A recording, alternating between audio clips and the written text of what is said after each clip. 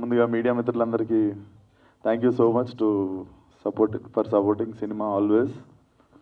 And నేను basically మనం చేయగలిగింది ఏమన్నా ఉందంటే ఇట్లా వచ్చి సపోర్ట్ చేయడం అనుకుంటే, రాహుల్ కూడా ఐ నో హిమ్ పర్సనల్లీ. నేను ఫలక్నామా దాస్ అప్పుడు మేము ఫస్ట్ టైం చిక్కడపల్లిలో కలిసినుండే. రాహుల్ బుల్లెట్ మీద, నేను కైనెటిక్ నోవా మీద వచ్చినుండే.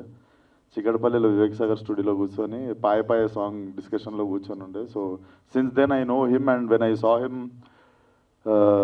ఇంటర్నేషనల్ స్టేజ్ మీద చూసినప్పుడు I felt so proud Rahul. And thank you. నాకు కూడా తెలుసు రాహుల్ చిన్న సినిమా పెద్ద హీరో, చిన్న హీరో అవి చూడ్డు. ఎస్పెషల్లీ సినిమా ఇండస్ట్రీ నుండి వచ్చిన వాళ్ళలో ఎస్పెషల్లీ హైదరాబాద్ వాళ్ళు మావుడు అని ఫీల్ అయ్యేది నన్ను, రాహుల్ని అనుకుంటా.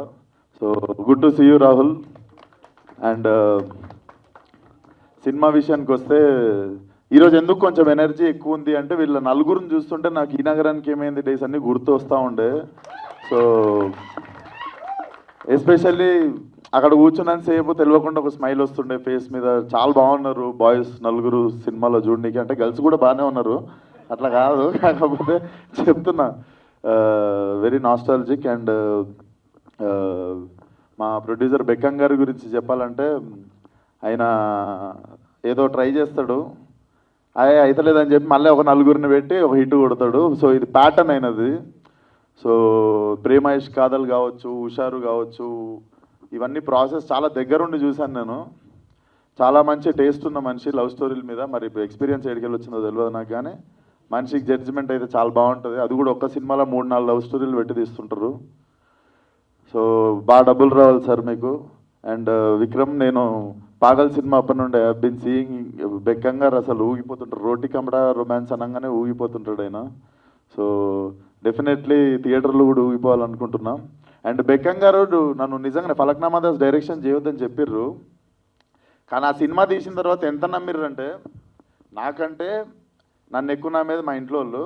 మా ఇంట్లో వాళ్ళకంటే నాకంటే ఎక్కువ ఆయన నమ్ముతాడు. ఇప్పుడు ఎంత నమ్ముతాడంటే 2 నెలలు ఫోన్ కాల్.